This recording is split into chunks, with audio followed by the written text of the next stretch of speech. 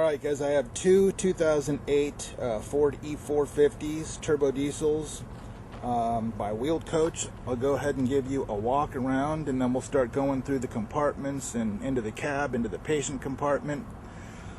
Because there's two of them, I'm going to identify them as Unit 11 and Unit 12. Unit 11 has 153,000 miles. Unit 12 has 107,000 miles, and as soon as we come around to the back, you'll be able to see the number 11 and 12, and you'll be able to figure out which one is which. This one's 11, and then this one here is 12. And there is that. And I'll go ahead and give you a look at all the outside compartments first. We'll start with Unit 12. These are set up for fire service, and so this compartment here has a, let me do that. There's a rack inside there for SCBA tank and room for turnout gear. Down here is spare SCBA tanks, and then you can put 3 D-tank oxygen cylinders there. There's a rack for that. Then over here is the side door entrance to that. We'll go in there in a minute. Here's where you would put your monitor, jump bag, all of that type of stuff. There's also a charging station for a portable score suction unit. And down here is the battery compartment. There's only one in there, but there's room for 3 with a slide out tray. But since I'm not running this thing in a paramedic capacity, I don't need the 3 batteries. I'm not running the lights.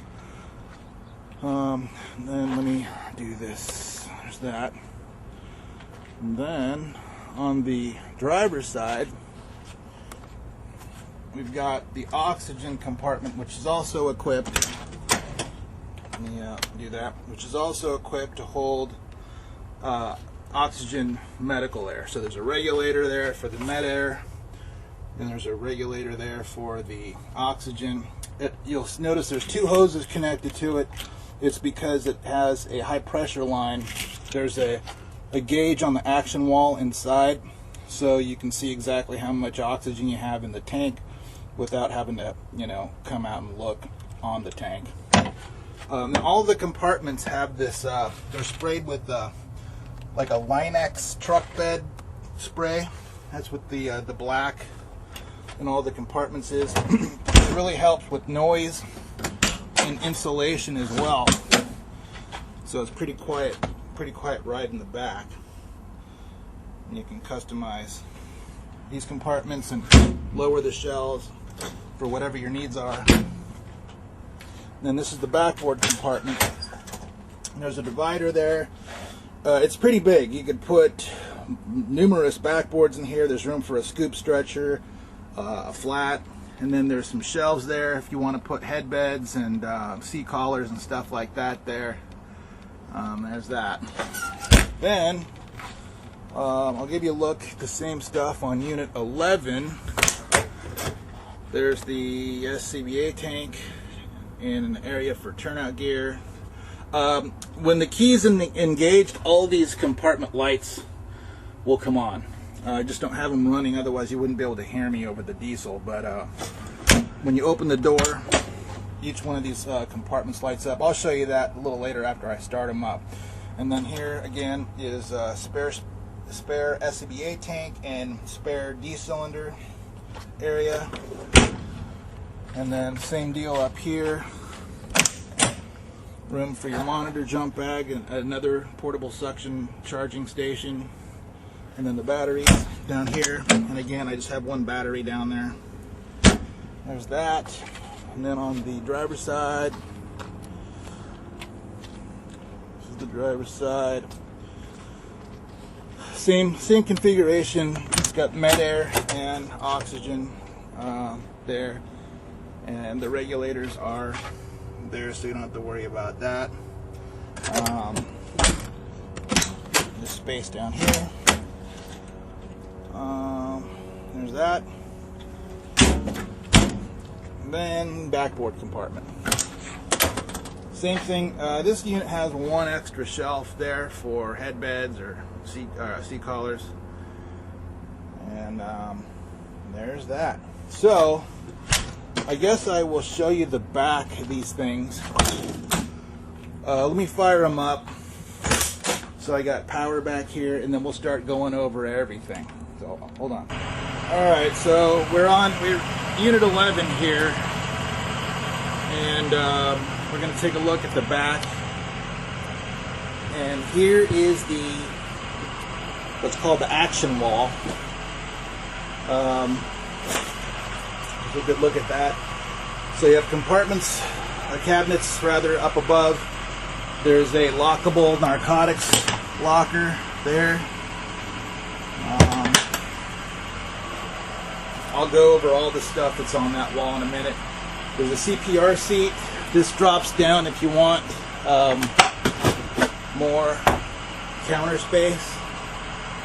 There's that. And it's hitting the blood pressure cuff. Like that.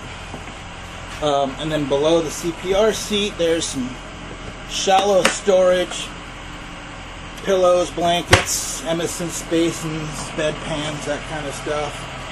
Over here, there's more cabinets there.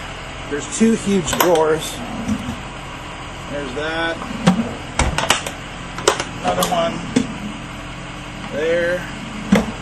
And then there's shallow space. A lot of guys use this for restraints, soft restraints.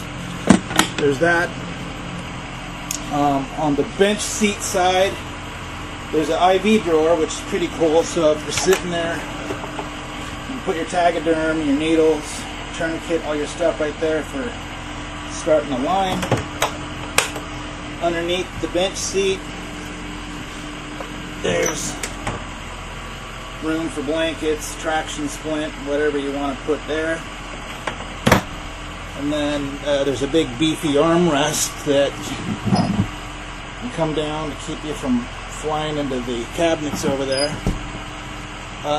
Then over here, then up above, there's some more cabinets there. Oh yeah, there's also cabinets above the doors. Let me do that so you can see. Cabinets there. And then over here, this is all the stuff that would be accessible from the side compartment door. And there's a drawer here. And there's a big drawer for like file. You put a file rack in there if you need to keep your patient care reports or extra documentation in there. The jump seat has an integrated child seat. You can use that for that. It also swivels, so if you want to turn it around to face forward, you can do that too. You just pull the little lever, it swings around.